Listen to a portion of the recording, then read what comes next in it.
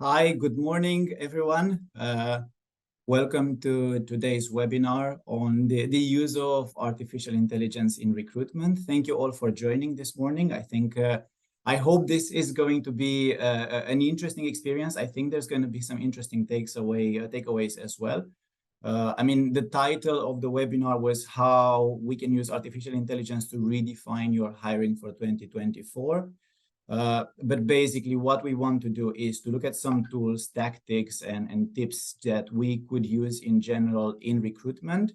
And this is whether you are, in HR, whether you are a recruiter or you're a hiring manager and you're curious to see what are the things that could make your life easier as part of the recruitment process. And before we start the introductions, maybe it could be nice we put a poll out there so that everyone can assess their own level or where they think they would rate their understanding of artificial intelligence. And while you do that, and before reading the results, I'll just do a quick introduction of Adams Recruitment for those of you who are not familiar with Adams. We are a recruitment firm based in Amsterdam. We currently have the largest network of internationals in the Netherlands. And our job is to connect internationally minded companies with talent, generally across Europe. We've been doing this for 27 years. We have an international and diverse team ourselves, and I think we take great pride when we have projects that involve building teams and just bringing a diversity element to the table there. So let's start with a quick intro. And before doing that, I see the results came in. And it's very, very interesting that nobody said that they are advanced in understanding artificial intelligence, which I think it probably reflects the reality of the day. I think if someone would say they are advanced, it would be a bit scary. So I think that's probably a reality. There's a great deal of discussions about the practical use of artificial intelligence in different fields in general.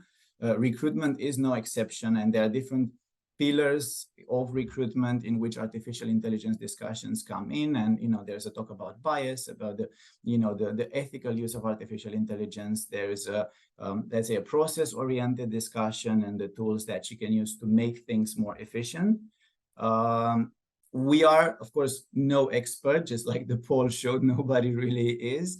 But we did bring today two of our colleagues from Adams, Giulia and Davide. They're genuinely passionate about technology in general, in particular about how to use technology, and in this case, AI, to make their jobs easier, to make their life easier in general. So they will show some examples. We want this to be, there's going to be a discussion part, but we also want to show some examples, make it practical, make it easy kind of to understand, make it fun as well. I think this is a big topic. It can be overwhelming. It can be probably scary as well, but it can also be fun. And we want to focus on all of those aspects.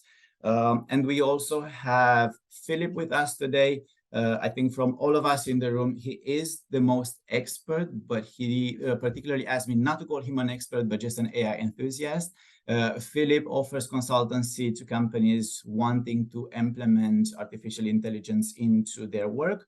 And I'm sure he'll be happy to tell us more about what he does in the next few minutes. So, just some housekeeping rules. This is going to be a 1-hour webinar. We're really trying to stick to the time we have. We're aware that you all booked the time in your agendas today. And there will be some Q&As at the end, and the rest, there's going to be a bit of interaction between our participants, hoping that we can kind of get the ball rolling and get the hot topics on the table. So before we start with the questions, let's give the floor to our speakers today to introduce themselves. And maybe we start with Giulia. Sure. So hello, everyone. I'm Giulia Vommaro, and I'm originally from Italy. I moved to the Netherlands 5 years ago. I started my career in sales, and then I moved to the world of recruitment 1.5 years ago. The reason I'm here today is because I have a true passion for AI, especially ChatGPT lately. And I'm also exploring different AI tools and Google extensions that make my work just easier. And I also enjoyed sharing my discoveries with my colleagues. I truly believe that AI is not here to replace us, but just to work alongside us to make our job a bit better. It's like having an helpful assistant, let's say, by your side. This is how I feel like. I'll be talking about how AI can improve the work that we do, especially in recruitment. And I hope that you will find our discussion interesting and helpful. And I also aim to sparkle some curiosity because there are tons of resources out there. And I really hope to give you some practical tips to get you started as I did myself. So thank you so much for being here with us today. Thank you, Giulia. Moving to Davide. Yes, hi everyone. I'm Davide Puleri, also originally from Italy, and I've been living in the Netherlands for almost 3.5 years now. Before the Netherlands, I moved in the UK. My professional background is mostly within the administrative sector, and only 1.5 years ago I joined Recruitment. So how did I get into AI? Well, it was actually thanks to Giulia. She actually started to share some tools with me, then I tried them, and I thought they were quite interesting, so I just wanted to find out a little bit more. Mostly nowadays I use AI for administrative tasks in my daily work. I'm a bit tech savvy, so I really enjoy AI, and that's the reason why I joined the discussion. I would like to develop this further for you also to understand how sometimes easy can be and how we can benefit from AI. So that's a bit about me. Thank you. Philip?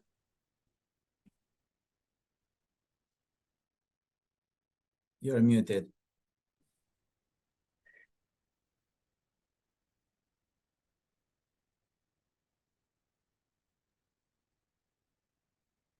Now it works.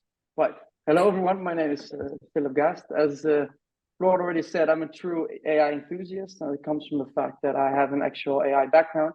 I studied artificial intelligence for my bachelor in Groningen, and after that, I did a data science master at the University of Amsterdam.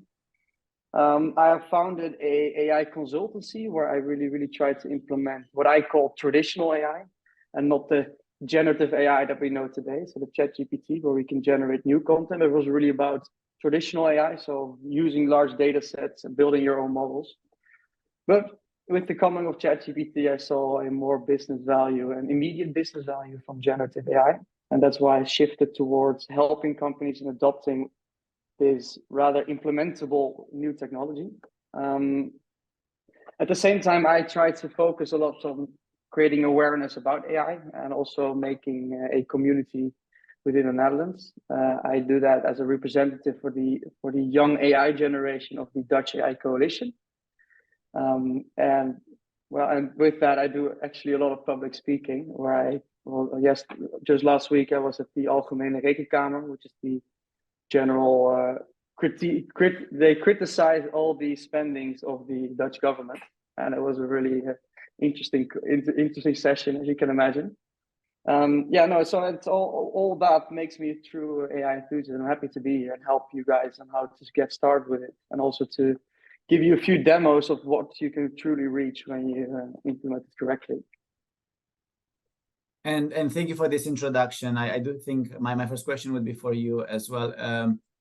Since you started working by embracing AI, and I think most of the rest of the world would bring AI into the world that they are already in from a professional point of view, how would you respond to someone who says, I believe, artificial intelligence will take away my job? What would be your initial reaction to that?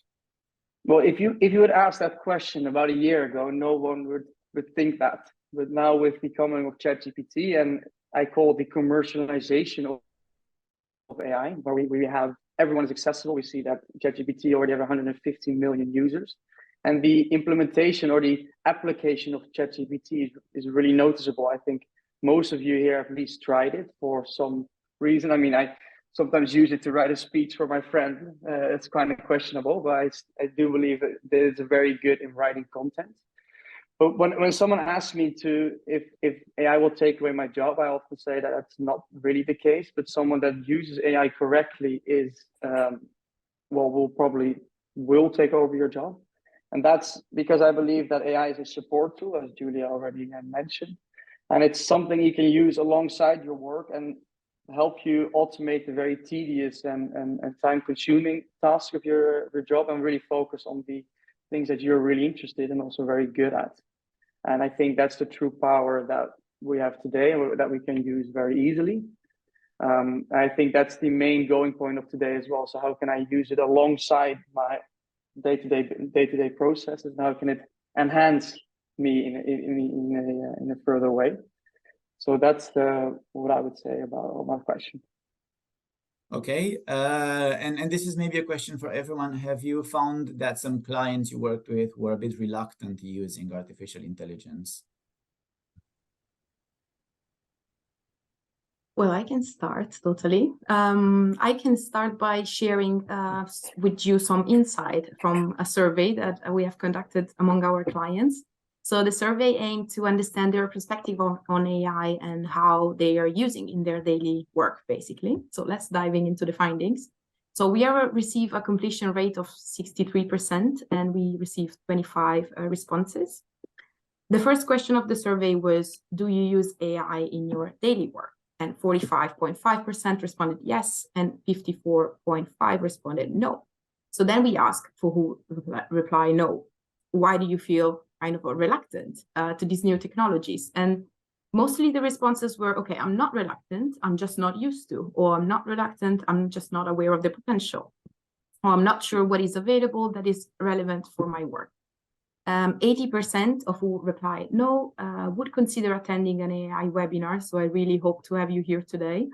Who replied yes, actually the majority is using the free version of ChatGPT, and a small percentage is using the paid version, so ChatGPT 4.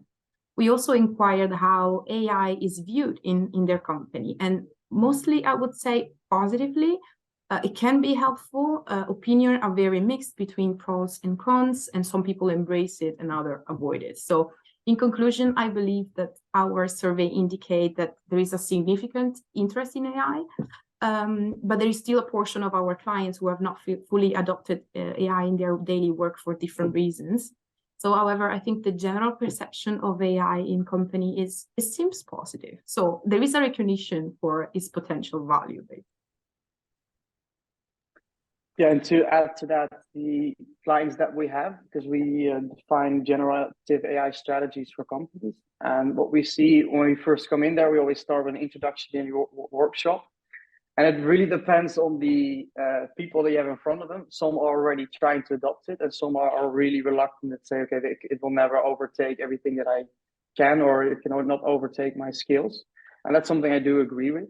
But the application of AI, of especially generative AI in this case, is so far-fetched that as soon as you can show it to people and you show what the possibilities are, people are immediately super excited about it, and they can see the possibilities of how it can enhance their jobs. I mean, even if you ask LinkedIn wrote in their article, The Future of Recruitment, that 74% of the hiring professionals think that integrating generative AI into their recruiting will help them automate repetitive tasks. So it can help you focus on, yeah, like I said before, the things that you're very good at. And if you can understand that, and if you know how to adopt it in a very coherent and good manner, that you can, well, then it can definitely help them. So but you have to see that. And as soon as people see that, I see that most of them aren't, well, they remove their reluctance of it. But that's something you have to figure out. And what would you say are the ethical concerns people have, or we should have in general, around artificial intelligence? I mean, the ethical question of AI is an entire subject on its own. I mean, there are studies devoted to understanding that topic. So if you relate it back to what the ethical and privacy concerns are of using AI within the recruitment process, I would say that, well, if you look at privacy in the Netherlands, it's having private information, but it's more about processing large sums of data. And when we're talking about AI, and like 15 years ago with the start of the algorithmic revolution, we saw that we were able to process a lot of data in a very short amount of time. And exactly that is what the AVG or the privacy concerns of the Netherlands are. Now, with the coming of ChatGPT and any generative AI, it gives the tools to anyone to start on using data and processing data in a very large and coherent way. And that's something that's something you have to take into consideration, that, well, if you do outreach to candidates, for example, no one is waiting all the time. Like, imagine if everyone is doing outreach automated, then every candidate will be overwhelmed with messages. So these are things that will come in the future, and especially if the adoption of AI and the accessibility of AI becomes more easy, these things will become more apparent and people will adopt it more. I think that it can also enhance your own authenticity to really use it in an ethical way. And also the thing, I mean, with ChatGPT, the big concern is that everything that I put into the algorithm, will the algorithm train on my specific private data? We see a big shift in that, and we see already lawsuits coming up. But ChatGPT now says that when you use the paid version or the GPT-4 engine, that most of all the information that you put in will not be used to retrain their model. Well, that's for your own private data a big concern, and I think it takes away a lot. But still, can we really believe that? That's always the question. But I mean, if they say it and they have a really big privacy policy written about that, then I think we can assume it.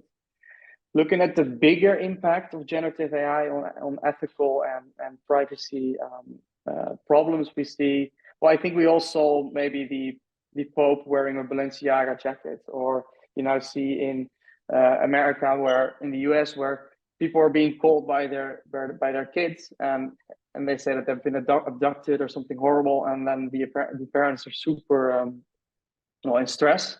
But then they call the police and they say, well, it's not really your child, it's an AI talking to it's an automated AI model, or a clone, voice clone.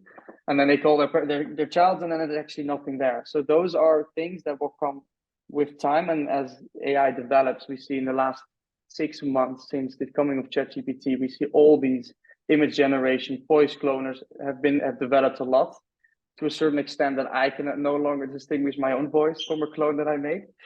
So those are things, and that's the main thing with technological revolutions or any technological advancements. There's also always bad players there that use it in a mischievous way, and we should be very aware of those things. But at the same time, when I started to go into high school, the first thing they learned me is that I should not believe everything being said on the internet.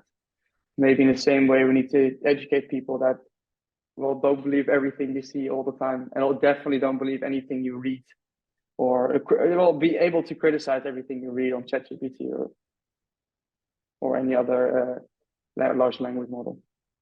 Going back basically to common sense on some level. Yeah. Always keep to yourself, keep to your own values, and be critical. I think that's something we should always do. Everything you generate, sure, you can do it very easily. You can copy paste the text immediately from ChatGPT. But yeah, the fact that you're a person is also very important. You should really change that and be critical of that.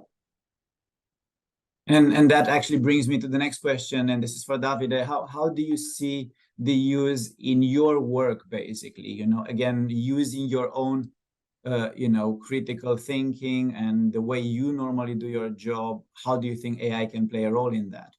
Exactly. So what Philip said, it's correct, because I personally see AI like this very junior, talented intern within a company, however, needs to be supervised all the time, So I believe it's essential to remain at the forefront of current development, just to stay relevant within your industry.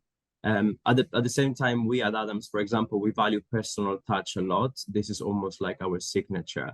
And we do look for the latest tools, but at the same time, we choose them wisely. So most of the AI tools that we're using are for the behind the scenes tasks. So for example, dealing with spreadsheets or administrative, or creating job description, interview questions, research, etc. We recruiters, we write a lot. So if we can save around 30% of our time, thanks to AI, then that means that we can be more efficient in our daily job. We can let the robot do those things because sometimes they're also better than us. So I think, what does it mean all this? In my opinion, we can get more quality time with both our clients, our candidates. We can also have a genuine conversation over a coffee, just to engage more with them. Because there's no machine actually that can replicate the warmth of a real conversation. For example, we see this with the new chat box. We have a problem, we go to a website, we want to speak to the customer service team, and then we are just redirected to a chat box. And I believe 99% of us, we just always ask to speak with a real agent. And that's because, like I said, no machine can replicate a warm conversation. So yeah, AI is reshaping basically many industries in a very fast way. But real empathy or just to connecting with someone or to understand someone's dream, there's no machine that can do well. Imagine AI, for example, working with a hiring manager trying to articulate their needs. I don't think this will happen. So let's keep this human for now, half and half. And if I can, please. quickly add to that, there's a title of a McKinsey article that is really good to read. Also, the name is very much in line with what you said. It's about the organization of the future, enabled by Gen AI, driven by people. And I think that's it's a very summarization of what you just said, but very key in understanding how Gen AI can help us. Absolutely. And I mean, we have another poll, just very short for today. I think we'll see it on the screen shortly. But the question is, how many people feel there is a knowledge gap in understanding AI within your teams? And, you know, once we see the answers coming in, I'll ask Philip if he can agree with the polls and, you know, if he notices this in his daily work as well.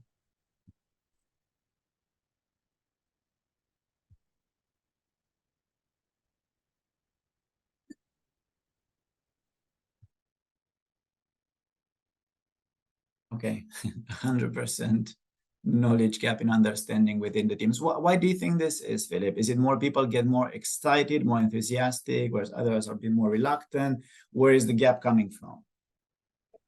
Well, it has multiple views, I think. I talked to KPMG, and with them, for example, it is all about that the older generation is using AI in a wrong way. So they see that the output is not really what they would like it to be, while the younger generation already was very fast in adapting and using ChatGPT in a very coherent way. So their output is way better than the older people did. So that's where the knowledge gap comes. So the older people assume, okay, we cannot use this, while the younger people are already adapting to it very quickly. And this is a very good symbolization of how I think that knowledge gaps exist. Because AI is something, what I see in organizations, that everyone is working on it on their own pace. But it's not like something, it's not that what prompt you use is being set at the coffee machine, right? It's something you all use it on your own, and it's very hard to then determine, okay, what is the right strategy for us to use. And this is even more so in line with the article written by McKinsey.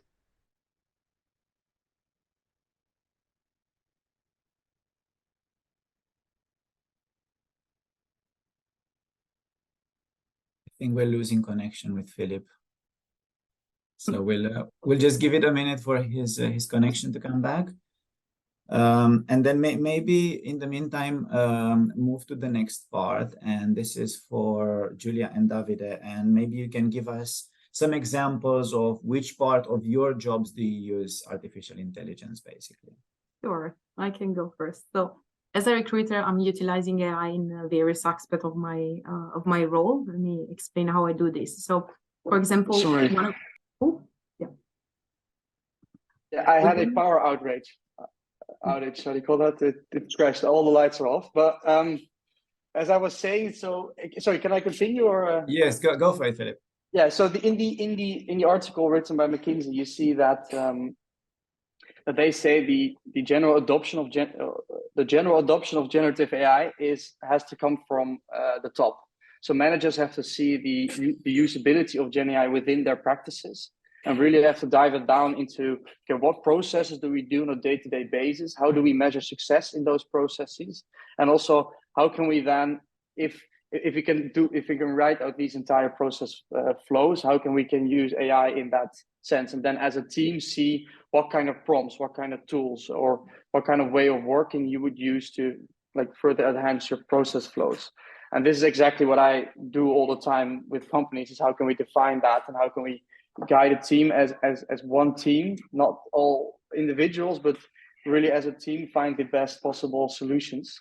And that's the only way to get started with. You really have to dive into it as a team, or find the training and guidance there to really guide an entire team, or help you at least with a subset of your team to define a strategy. So as even in the article, they say that if you really want to adopt Gen AI, you have to do it with either start doing it yourself as a manager, or find outside source that can help you with that. But the knowledge gap is definitely a big thing. Thank you. And we were getting started on some examples that Giulia was about to give us on how she's using parts of the applications of artificial intelligence in her day-to-day work. Yes. And just on the topic of what you said, Philip, Giulia and Davide recently did an internal training for us here at Adams on different ways to use these tools. So I think what you said about just making sure everyone is aligned and just connecting people and giving them examples. And obviously the individual usage is very important as well. And being in the mindset of giving this a chance is probably crucial as well. But these trainings, I would say for me, it made a big difference to actually see the examples. And I'll let Giulia take over and share some of those examples with you too. Yeah, and the application of AI. So there's many levels in using ChatGPT. Sure, you can do the most like the low-hanging fruits, as in write me an email, but really integrating it and defining a prompt. Like a prompt can be an entire page, and really defining the way that you generate output based on your input is key in generating consistent content or consistent information. And to find this and find the exact prompt or exact way that works for your company, the only way to get there is by trial and error, and see what works for you and further build on that. And that's something you have to do as a team wide. You have to try it individually, but then come back to as a team and really discuss, okay, this works for me. This is what I see gives me the best output. Okay, how can we combine all that and basically build a sort of prompt book that everyone can use in every situation. I think that's one key takeaway that I've seen over past months with my clients. Totally agree with you. So when I think AI comes in handy for me as a recruiter, creating like inclusive job description, for instance. So when I'm looking for candidates with specific language requirements, I've recognized the importance of providing a clear and culturally sensitive job posting. So ChatGPT is helping me in two ways.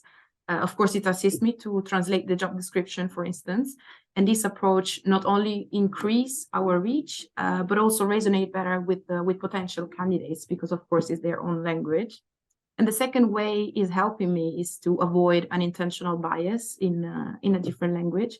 So it's really ensuring that the job description that I'm using are respectful and appealing to a wider pool of candidates.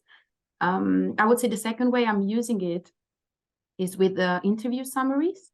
Of course, I'm keeping privacy in mind on that, but I'm just leveraging I'm leveraging AI in the interview process, particularly when I'm summarizing interviews. So I think our priority at Adams is to respect privacy and confidentiality, but just in the way we are using ChatGPT, it's helping me to summarize the key discussion point and highlights. And this is really make easier the communication with the client and hiring managers, because then they make informed decision, basically.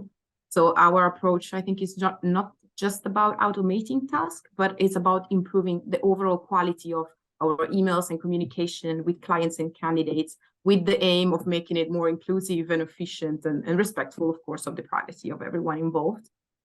We can use it in also different ways. So maybe, Davide, you can add something else to it. Yes, sure. How else because I use ChatGPT often as well. So I use it for sourcing strategy.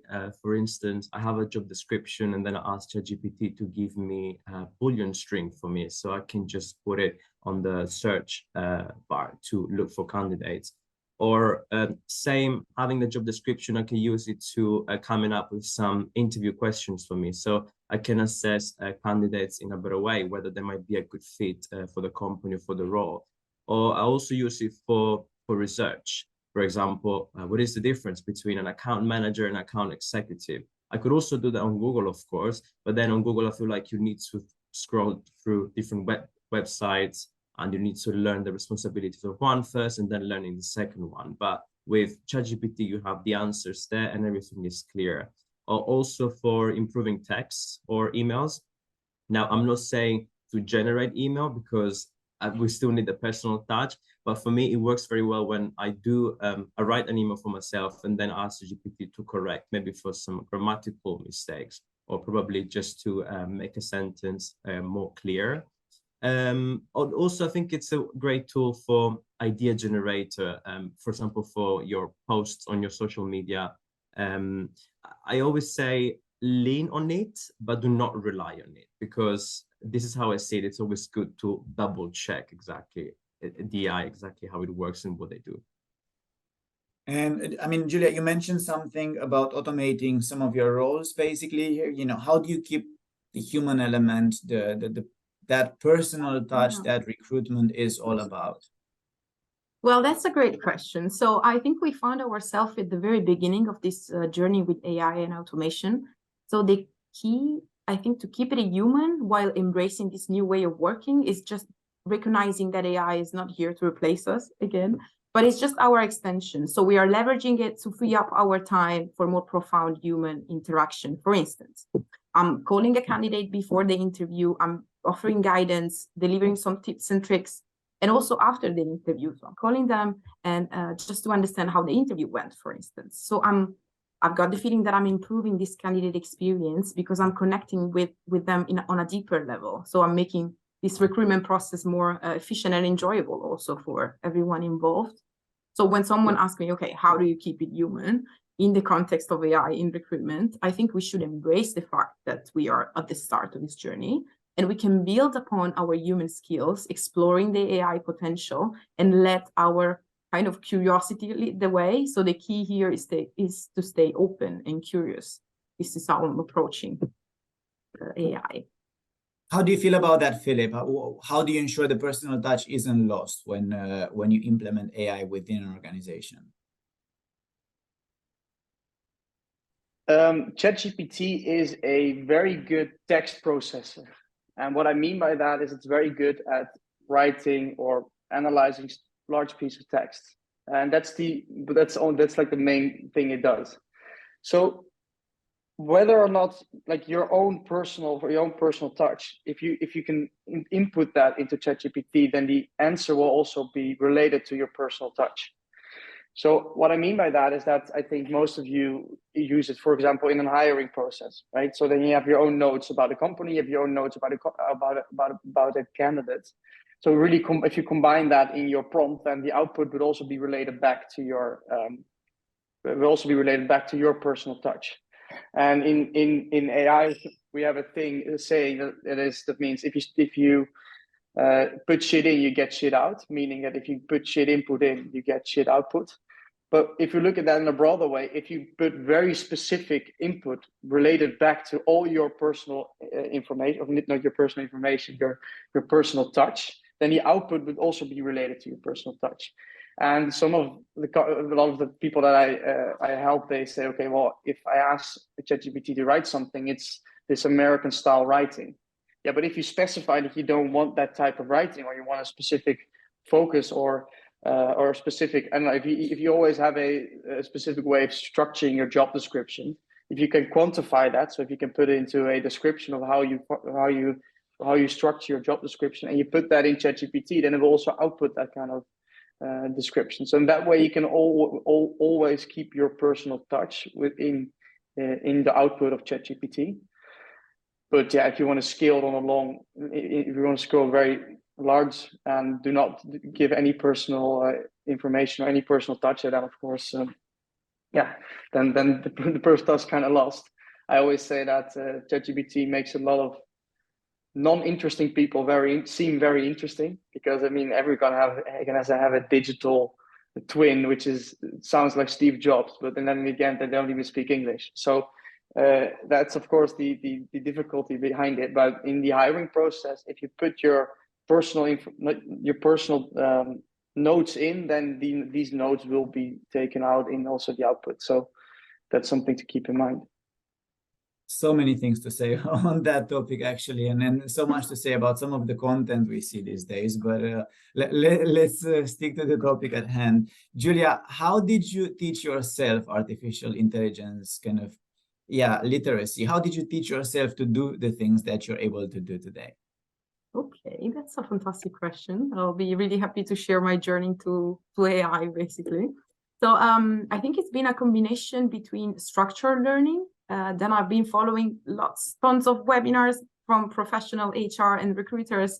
And I'm also staying informed with daily newsletters. So I think first and foremost, I've followed Elements of AI. So it's a free online course.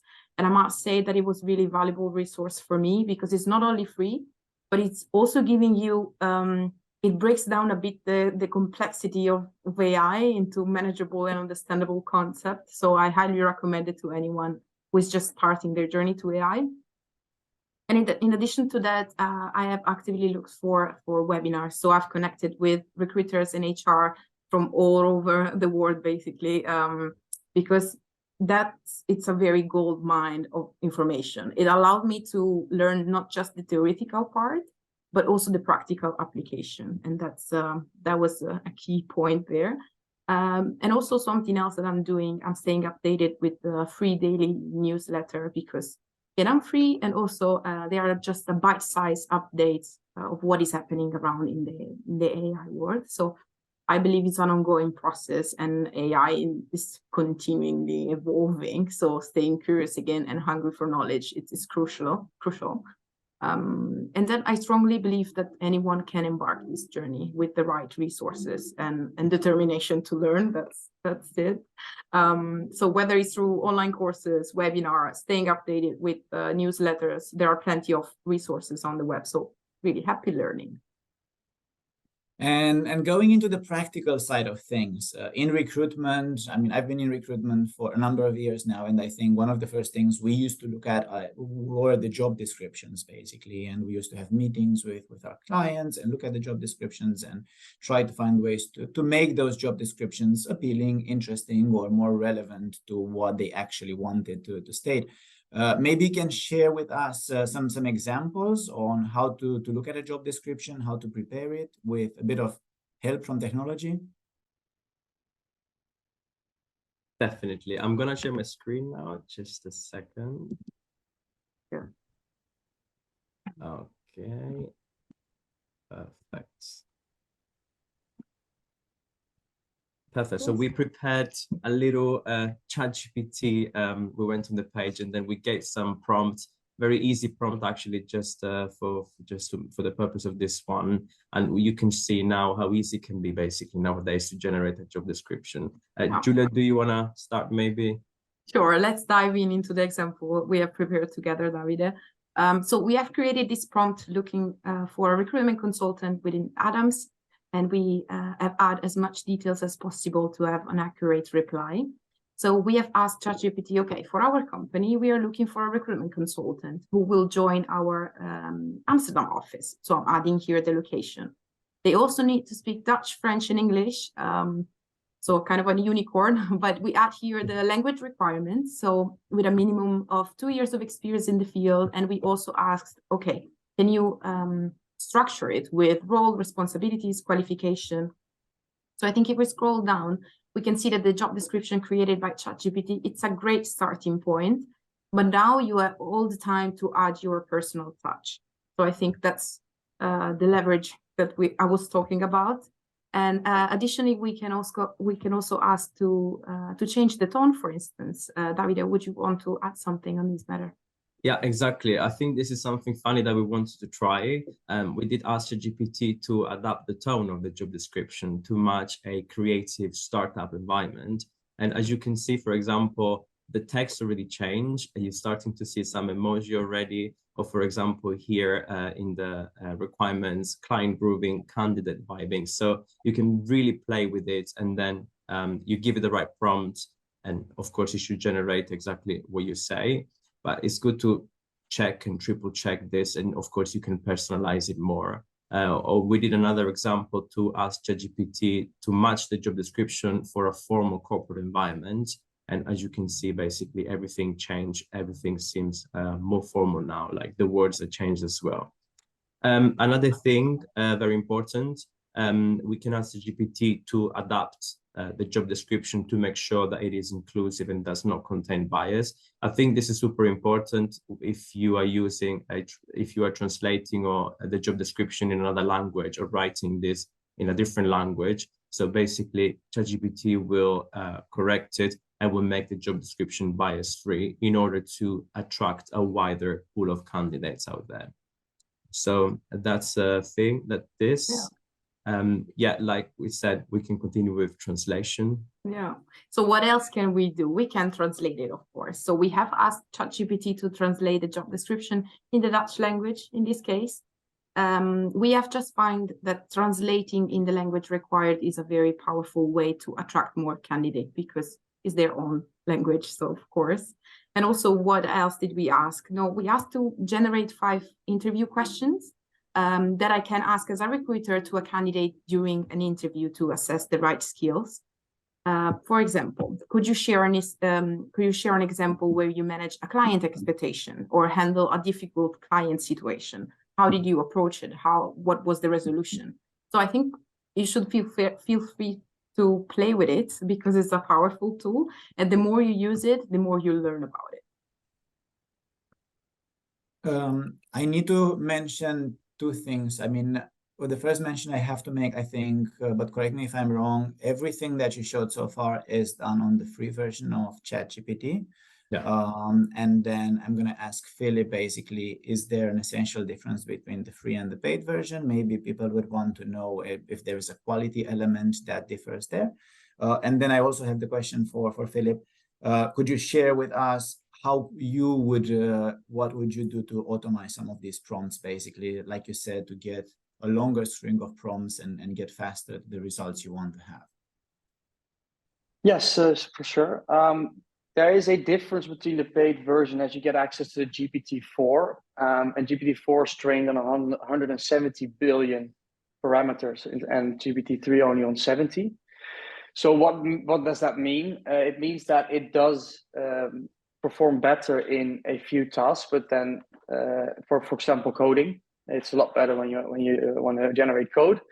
It does perform better also in generating text to a certain extent. But what it's mainly used for is if you have the paid version, you get access to the API, and the API is basically for you to access the model on your own in your own environment, and that's also immediately is confidential. So everything you put into the API is definitely not being used for the retraining of the model.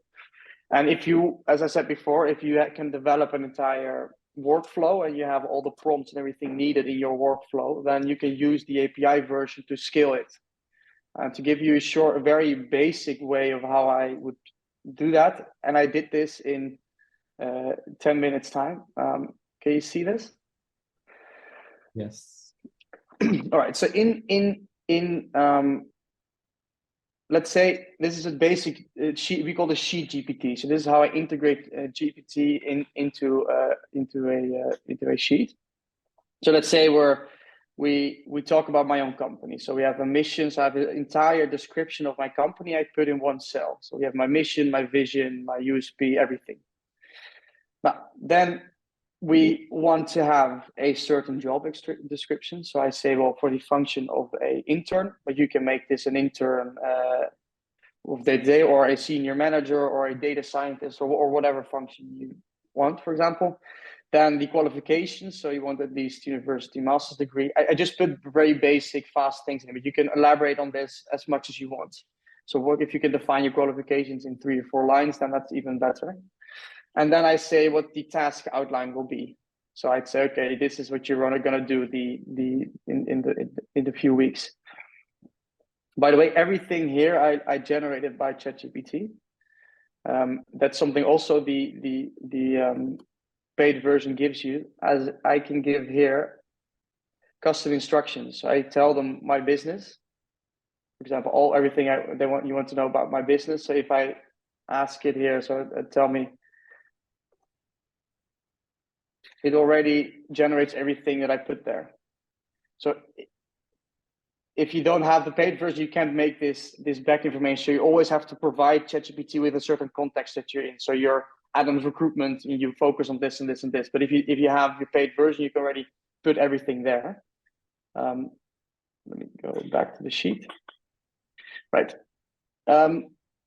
So these are some basic 4 information that I have. Then I have here a few tone of voices that I want the job description to look like. So you said already a creative work environment, a formal corporate environment, an informal traditional family business. I don't know, anything you can imagine, right? Then I built a prompt here where I basically a prompt like you just described, and I use all the cells. So that's these things. So the information from all the cells, and I use that to build one example super prompt. And as my company already defined our prompt, then I can put it in here and only use the placeholders that I use for to find the job description. So I can create that for every single tone of voice. So it will create a prompt using that tone of voice, and then I can use GPT to generate a job description based on the tone of voice. And I can scale it. I can already do 3 at a time. And then you saw how easy that was. It was only a second of my time. And I created 3 different prompts and 3 different outputs. Well, and then, so you see here the job descriptions of, well, it has to load a bit, but you can see here the job descriptions of in 4 different formats. Well, let me see, wait for the last to load. But as you can imagine, you can build 50 tone of voices, and you can immediately see 50 versions of your job description. So instead of having to iterate over one, you can have 50 and choose which one the likes or which parts of everything you like the most. So let's dive into one, for example. So we see the difference. So for example, we see position overview. We're seeing a highly motivated, detail-oriented intern. And then we can see, well, for the time, I will not go too deep into the output of it. But here we see a completely different way of structuring a job description. But then you have different people you want to send the job description to. So you can also personalize it more. So I have here a data set of imaginary people, which I also told ChatGPT to generate, by the way, because if you ask here, I know it's yeah. So for example, I created 5 imaginary people with an imaginary past experience just for the sake of this talk. And so I created they all have an experience, education, and skills. So now I create a prompt, all right? So imagine this person and this job description that I wrote here. Now write me a personalized one that goes into their skills, their education, and their experience. So I can do that for all 4. Then I can use GPT. Use the prompt. It runs the prompt, and then I can immediately write 4 different job descriptions for these specific people. So then you see that there's a difference in the way they look.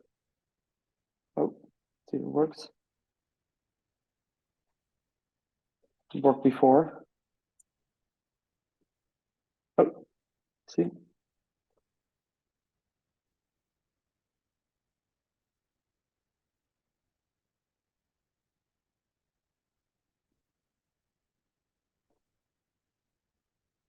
I don't know what's going on here.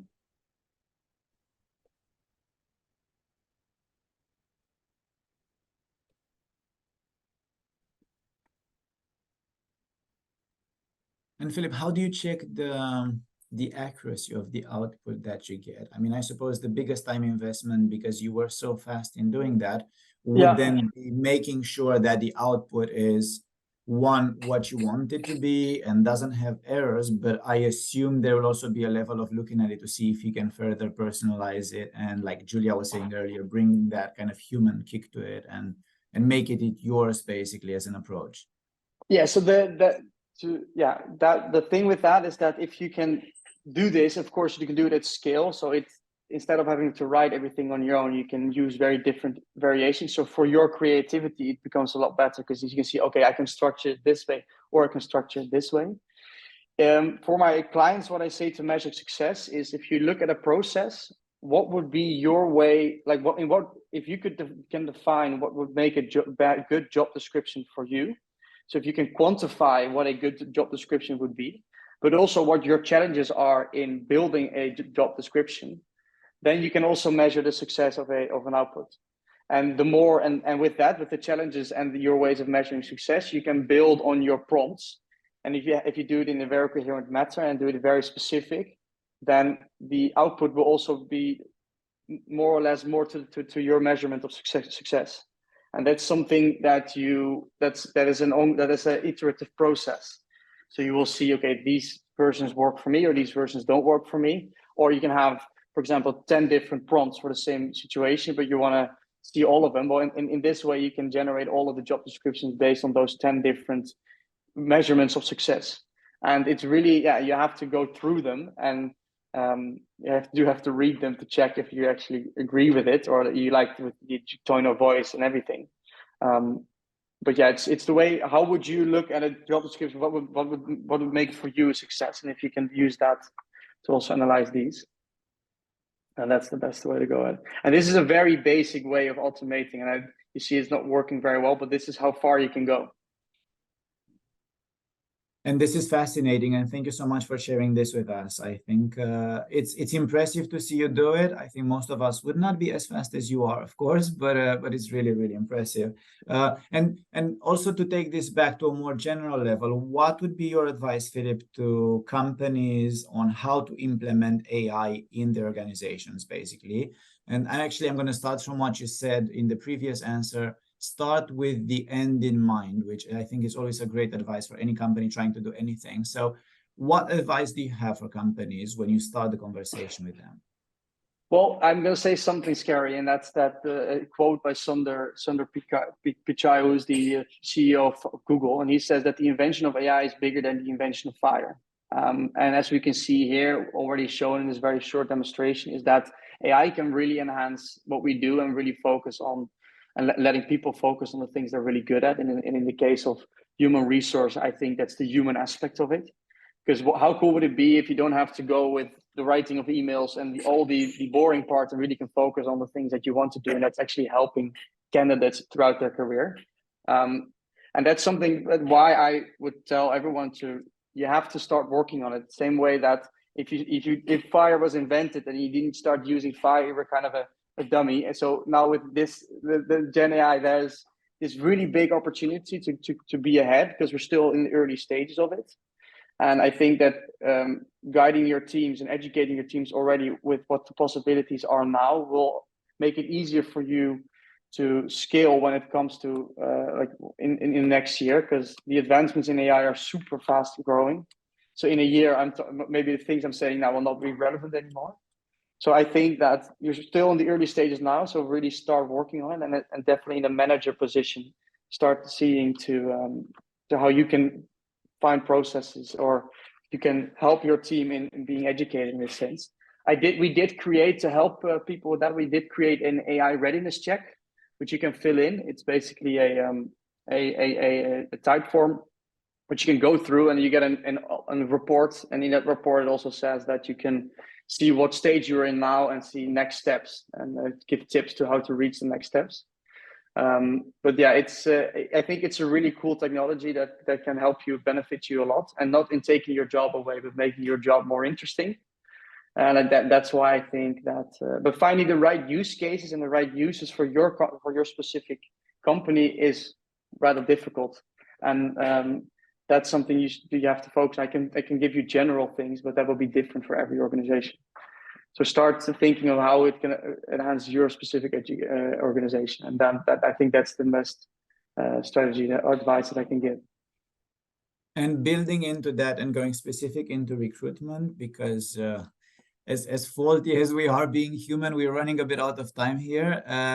Philip, one of the last questions I have for you is looking in hiring for next year or for the future. And you already mentioned that next year can change things dramatically already. But the way you look at things now, what are the key things that you recommend HR or hiring managers to implement into their kind of hiring structure and planning and strategy?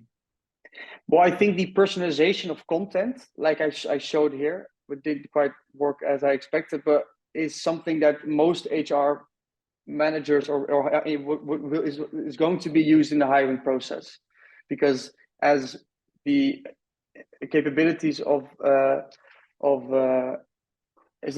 AI are growing, our uses of it and our automation possibilities also are growing. So your way of personalizing things will be your main go-to point. So I think that there's a lot of companies that if they use that correctly, personalization and automation, that will be a big thing.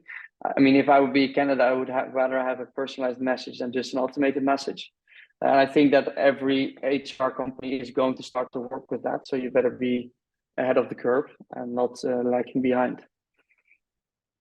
And I suppose that goes in HR, recruitment, or sales. Basically, if we imagine a world in which everyone gets up to date with technology, then I suppose the difference will still be made by the quality of the human element, basically. So yes. If you stay behind, you'll be behind. If you get in line with everyone, you'll still be behind if you don't put your own kind of print on that as well. So at the end of the day, it's really up to us. And we're really on time, and I would like to thank you all. It's been really, really interesting, and I feel we can spend hours on the topics and still keep it interesting. It's very exciting as well to see, and we're not even scratching the surface here. There were some questions answered throughout the webinar directly in writing, but you also have here the contact details of our participants and panelists. Basically, if you want to shoot them an email, ask them a question, we will also follow up with an email in the next few days, and we'll kind of share a short guide from our end, basically some extra information, some tips and tricks. And we do hope you enjoyed this and you found it useful. I definitely did. Have many questions in my head now, and the idea of going and prompting more things based on what Philip just showed us is there. But thank you all for taking the time to spend this time with us in this webinar this morning. We hope to see you in future similar events. But if you have other ideas, or if you have other tools, or if you're using something that you think would be interesting for us, also let us know. We want to learn, and hopefully we can learn together in this. Thank you so much. Thank you. Thank you. Bye, everyone. Bye-bye.